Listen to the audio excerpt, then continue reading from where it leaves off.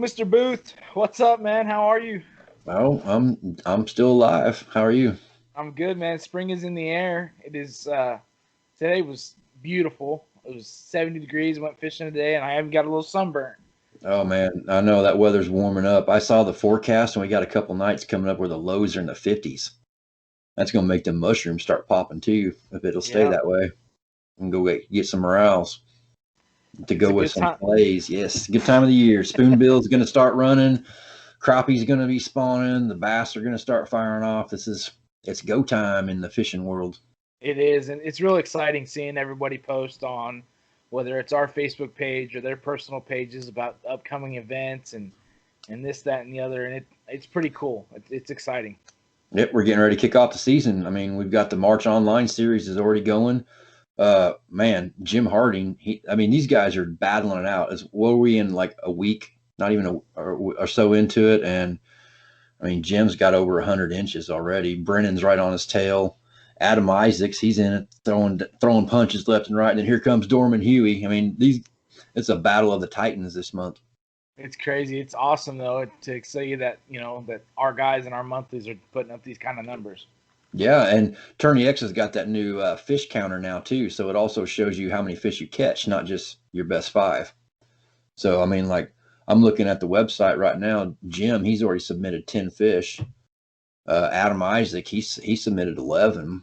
Jeff Hook, he submitted 12. So I mean, Dominguez, I just saw your score. You submitted 13.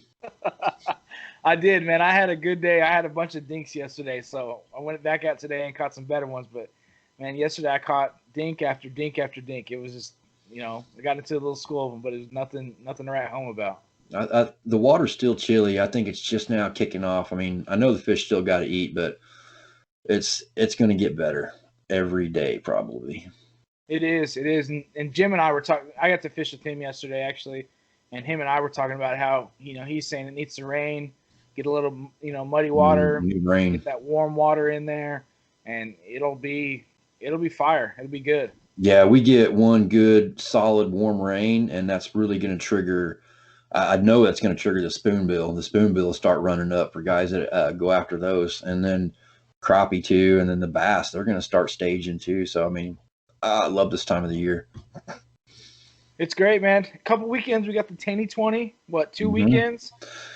Yep. Um, man, that's gonna be fun to watch. I know I don't get it to compete in it, but I'm excited to watch and see what. Man, there's some tanks in that lake, and it'll be fun to see what our guys pull out. Yeah, I think Taneycomo's it's getting to be about time where it's going to fire off. It does it every spring, and I tried to schedule this tournament right at the best time we could, and so I think it may be a little late. I mean, I think Taney's going to go within the next couple of weeks, honestly. But I mean, who knows with the way this winter's been? It's kind of changed the norm. But yeah, the Taney 20. I mean, guys should be catching some big fish in that tournament. It's going to be fun It'll to be follow along. Yeah, definitely. I'm looking forward to that and watching. Soon after that, Bull Shoals, and I'm excited about this one. We get to talk to Del Colvin, bringing him on the podcast. He's a guy down at Bull Shoals. Really, kind of just gave us a wealth of knowledge for the old guys, the new guys. Just overall, great report on Bull Shoals. Yeah, upcoming, we've got some great information on Bull Shoals. Dell, I mean, broke it down for us. He gave you just about every tool you need and a piece of advice you can use to be successful. So you're gonna want to watch this all the way to the end, that's for sure, because he's got some good stuff. Uh, Pretty much how to catch bass on Bull Shoals, upper, lower, middle, creeks, main lake, yeah, baits, he even it's broke all it down. Weather wise. What water days clarity. he's looking for as far as good weather and good fishing. So it'll be good. It'll be good to watch that. Yep, I think this is going to help everybody out a lot that's preparing for the MoYak Bull Shoals tournament on March 27th. March 27th. Soon after that, the All American Lake Ouachita. Did I say that right? Lake Ouachita. Ouachita down in Arkansas. That one should be a good one. I would assume by then that they'll be all post spawn and feeding up, and that should be a good event Mm, as well. I don't know. I mean, they could still be. I think they'll still be on the beds. I think it's going to be right around the spawn. It's Central Arkansas.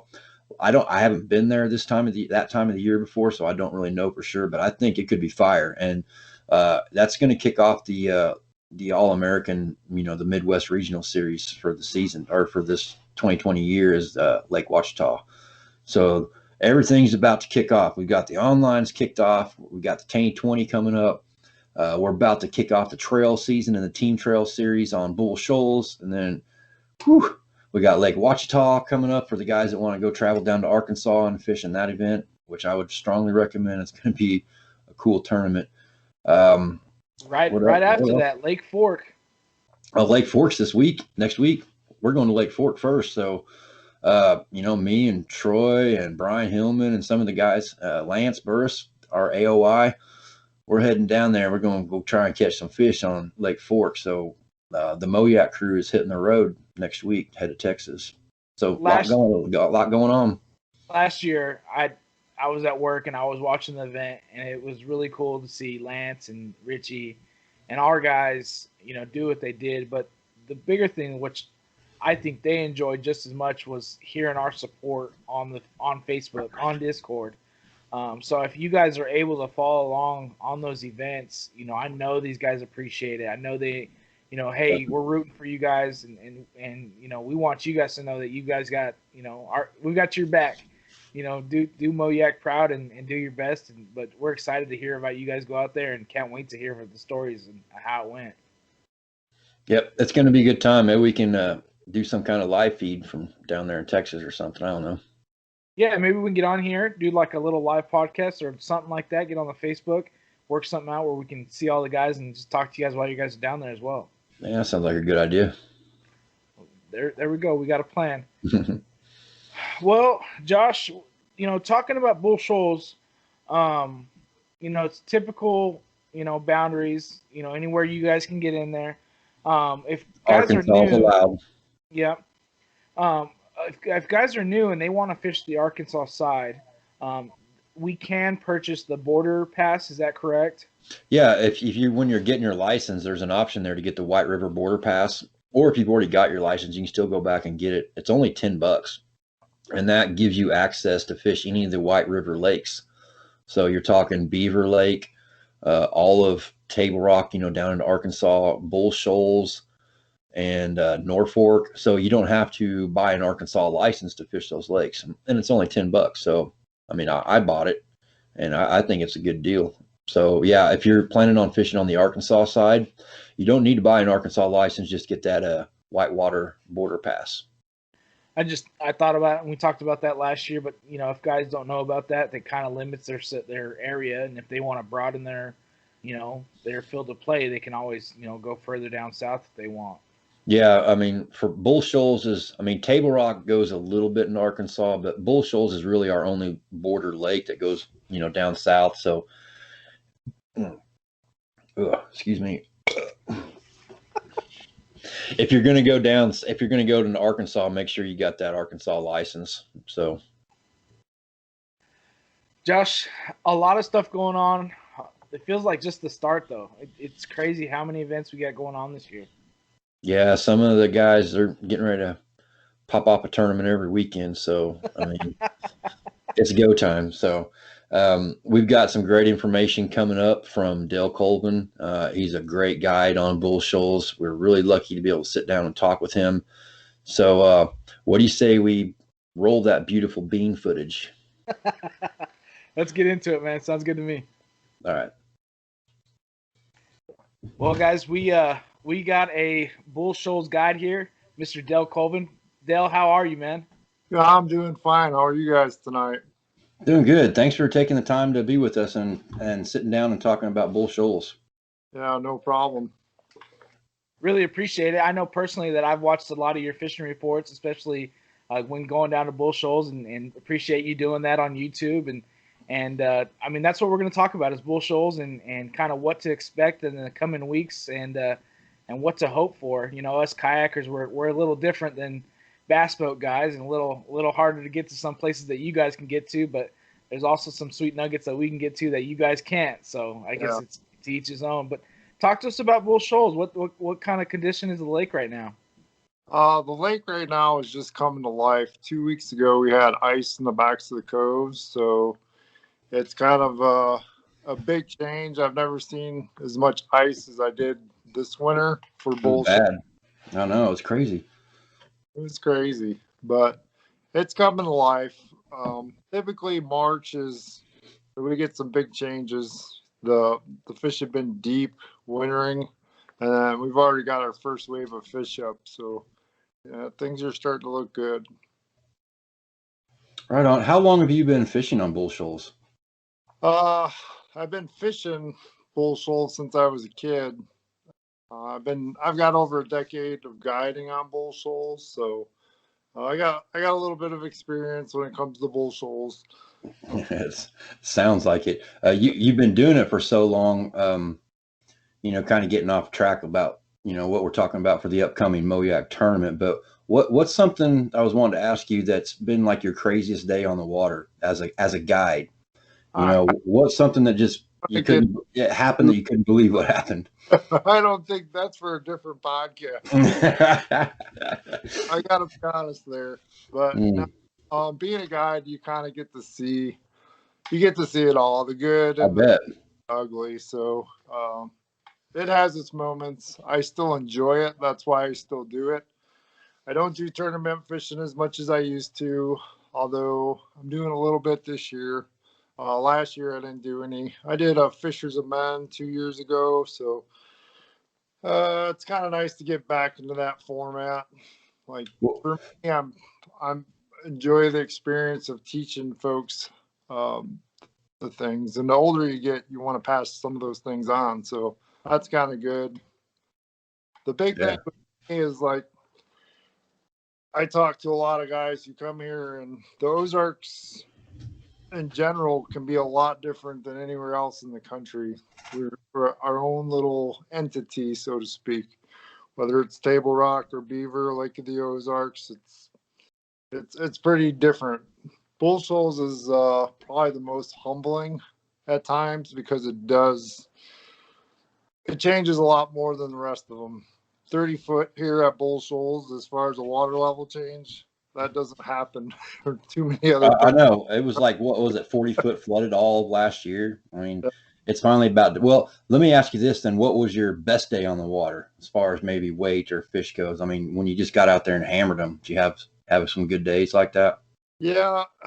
Here's what March can bring for you guys. March can bring some of the, it's either going to be really, really good or it's going to be rough. And it's all going to depend on the weather. If we get the rain and it's warm, I don't care if the water's coming up 10 feet, it's going to be good.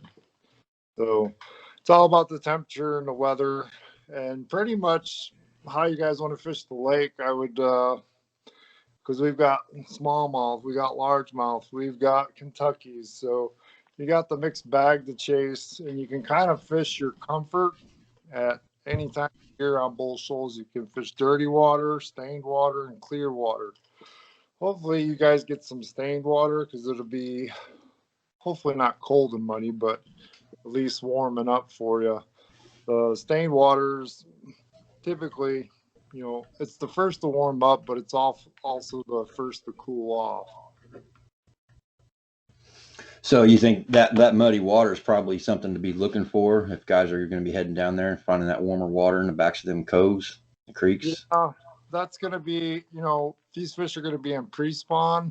So if there's shad back there, warm water, those shad are going to get drawn in, just so are those fish. So it's all going to depend on the weather. If it's a warming trend going up to it, the backs can be really, really good because those fish will feed up really good before the spawn.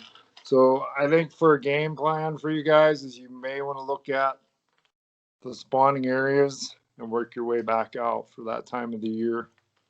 Are there like certain areas of the lake? You mentioned that there's all three species, which we're kind of used to here in the Ozarks. But if guys want to target smallmouth, is there a certain part of the lake they should maybe go to, or certain types of terrain or areas they should look for when doing some scouting or pre-lake study?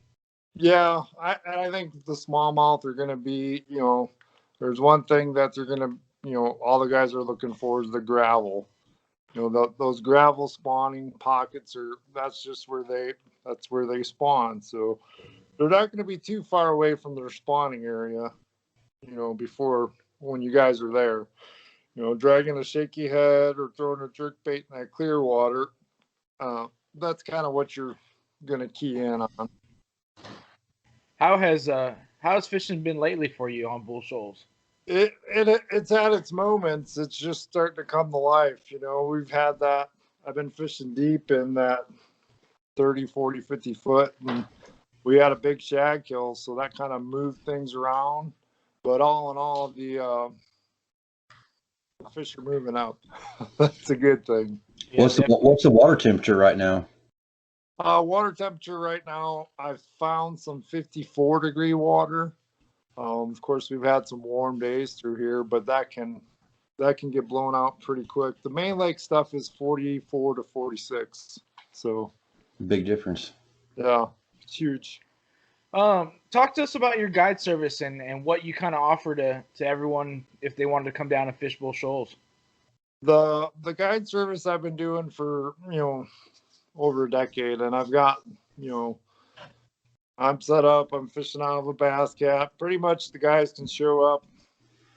I got rods. I provide baits, all that. I've got the website up. That's Colvin Fishing.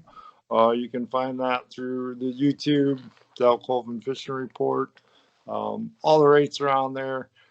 I've been doing it for quite a while, and it's just one of those things where I've got a group of guys that every year. Like right now, I don't have anything open till June, end of May, June. So that's a good thing to have.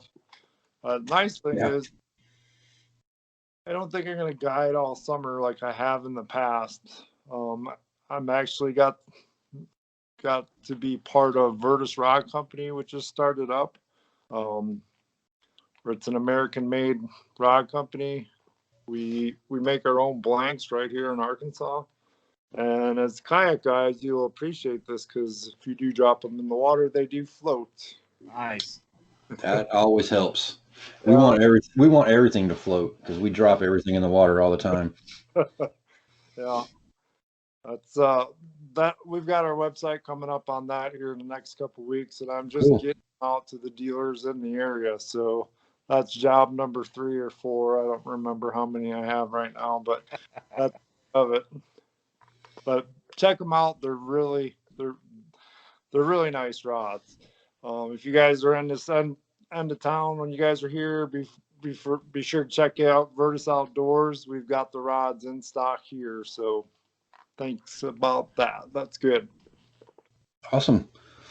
Dale, we've got guys from like Josh Booth. He's probably been fishing Bull Shoals for almost 10 years, and we got guys that are just joining up and getting their first kayak. What would you call staple baits for Bull Shoals or maybe confident baits for you? For me, confident bait for March is going to be dependent on the weather. The biggest thing is going to be the conditions, and ideal conditions is, it's not the greatest, but windy, cloudy. If I can get a rock crawler, wiggle wart bite, I'm going to do that all day long. If the water comes up and it's dirty in the bushes and it's windy, cloudy, a chatterbait or a spinnerbait, those are going to be key players. If you get into clear water or if it's post frontal, you guys are going to have to throw a jerk bait. The Ned, I know the Ned's terrible, but it just flat out. The turd catches fish. The turd is it's bad, but it catches big fish too. Throwing a Ned the last couple of years, I've just kind of incorporated into my guiding, and I can't tell you how many 4 and 5 pound fish have been caught on the little Ned rig March and April. So. Wow. Is there a certain color? I know that varies depending on the conditions, but some lakes are just known for colors, like Table Rock and peanut butter and jelly and purple and Taneycomo white. But is there a color for Bull Shoals? As far as like the jigs and the crawdad colors, I keep it simple: green pumpkin with some kind of variation thereof. My jig, I'll go with green pumpkin and blue. Later on in the season, I'll add orange to it, but that's what works for me. the water's dirty, you can throw a black and blue jig or a PB&J. You know, those are good colors if the water's got stain to it. As far as like the rock crawlers, you guys won't catch any fish unless it's an original wigglewort. Really? That's good to know because some people are claiming those rock crawlers are better than the wiggleworts. Guess it depends. Yeah, the original wiggleworts are good, but you guys can catch them on whatever. The reds are it's pretty well known that for reds are going to work. The red crawler, I can't tell you how many of those are probably sold or I find throughout the week. Fishing on Bull Shoals just because it works. I think everybody watching this is getting ready to go buy one right now. So, I mean, this tournament's going to be on March 27th. We still got a couple weeks left. What would you think, or what would you suggest some of these guys do that haven't been to Bull Shoals before? Should they be targeting the back of the creek? Should they be looking for spawning areas? I mean, what advice would you give them coming into this tournament in a couple weeks? I think the biggest advice that I would give them is to find the pattern. Pick out one creek in the lake. Don't pick out a 7-mile long creek, but pick out a smaller size creek that actually has flow in it. And once you find out what they're doing in that creek, if you find them halfway back on a channel swing or a point, 9 times out of 10 on Bull Shoals, you can replicate that. So that's kind of what you want to key in on. Obviously, you want to be close to the spawning areas and pay attention to the weather, because that's going to play a huge factor that time of year, because it can be 70 or it can be snowing. You know, that's going to be. Nice thing is, once those fish are up there, it's not like they're going to go swim back out towards the main lake. The majority of fish are going to be there. If you guys can find the presence of shad, that's always a good thing to look for if you're on the water. Even if you're not throwing a shad style bait, you know, I'm doing well on a jig and a rock crawler in the same areas that the shad were at. So I'm close to those same wintering areas. But those shad are on the move already, so things are going to be changing. You talked about you've been fishing deep. What is your tactics been? Have you been drop shotting? Are you fishing a jig? What have you been doing out deep? I've been using my forward-facing sonar. it seems like that has been the talk of the week. That has been the talk of the week from different events. Hearing guys talk about that, but go ahead, man. It's one of those things where, you know, it's when you see them down there and eat it, it's disturbing. And when you see them down there and they don't eat it, it just hurts your feelings. You still got to get a bite, you know? So I use it a lot for, it helps because you can find that ball of shad that got blown over the pocket and it's 100 feet away. You can see it and see if there's fish in it. So I spent a lot of time learning that. I've only had it for a couple of years, but it's like anything else. It's another tool in the toolbox, and if you can utilize it, you're going to do well. I don't think it's going to be a huge player for you guys, but you know, it's starting to creep into our sport. There's guys that are starting to put them on the kayaks, so it's coming. Yeah, it's one of those things where, you know, you don't go back from it. It's, you know, like everyone has an iPhone or a smartphone. Nobody's going back to the flip phone. So that's my model deal for that. But I don't know. And so when you're doing that, are you looking for shad and then, you know, throwing like a swim jig or something like that towards them, or if they're in there?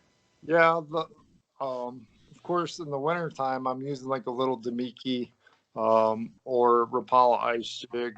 Something that I can get down there fast, you know, sometimes 30, 40, 50, 60 feet, and kind of mimicking the shad. If the shad are hardly moving, you know, you can see them moving on the live scope. If they're moving around pretty quick, you could probably throw a little swim bait or a Kai-Tak, especially if they're high up in the water column. And that'll be another thing, too, that's going to be coming into play is, just a little 2.8 Kitech. I use white ice or the Berkeley, either one of those is going to work. And just throwing it out through those balls of shad. Those fish are going to be there if there's shad around. You talked about possibly looking for those pre-spawning areas and those spawning areas for the transition that's about to take place. And I think you said something about the small pea gravel banks. Where should guys be looking for spawning areas on Bull Shoals? Where do they go to spawn on Bull Shoals? Typically, that's that time of year. You're gonna the smallmouth will spawn first. So I know it's a little early. I know, but a little bit early, but they'll actually be closer to the spawning areas. If it's me, I'm looking for areas with warmer water, so south-facing pockets and creeks that are on the north side of the lake or facing the north side, protected from the north wind, are going to warm up a little bit faster. So that's kind of what I'm going to look for. I don't know that I would be down by the dam out on the main lake, but definitely, what's the boundaries for you guys? You guys have the whole lake? Yeah, Arkansas too. We just have to launch from a public access, and then we can go anywhere we can paddle to. So we can go way up the creeks if you want to. Yeah. The upper end of the lake can be, I spend a lot of my time from Big Creek down, but I do get up on the other end, and it's usually pretty good fishing on that end.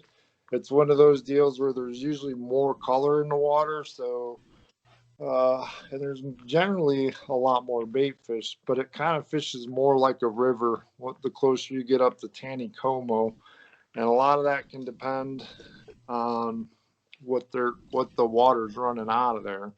So Taney's pretty low right now, and I think a lot of our anglers are probably going to be on that upper end of the lake. I think they're probably going to be on the Missouri side. A good portion of guys are. Now if you're up on that end of the lake, it fishes differently, slightly different than it does on the lower end.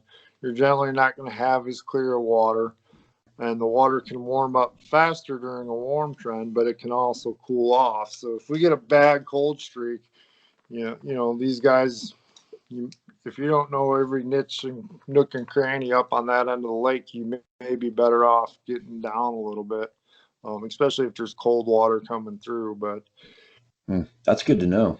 The jig bite, that's something else that, that time of year, the crawdads become active. It's kind of like that Magic 50. They're just starting to get on the rock or liverwort bite down over here. So that's not going to go away. We probably some years it'll go to the second week of April before they kind of get off of it. But the crawdads here, the jig bite is going to be, that's going to be a player. A jig is typically a big fish bite. And we've got some of the biggest crawdads in Bull Shoals, so don't be afraid to pull out the big jig. What's the biggest bass that you've pulled out of Bull Shoals? I'm talking about big. Me personally, there's some big ones in there. Had like a 7 1/4. I've had 2 customers catch 8-pounders, and I haven't seen any of those 9s that I've seen pictures of them, but I haven't seen them personally. Well, Dale, man, thank you for your time. Really do appreciate it, and I know our guys appreciate hearing from someone that's on the water day in and day out there. And thank you for your time. If guys want to get a hold of you for a guide trip, later in the year or next year, what's the best way to go about that? Just go on DaleColvinFishing.com. There's a link through my YouTube also, so if you want to go check out the YouTube, I'm sure the fishing report, you can click through there.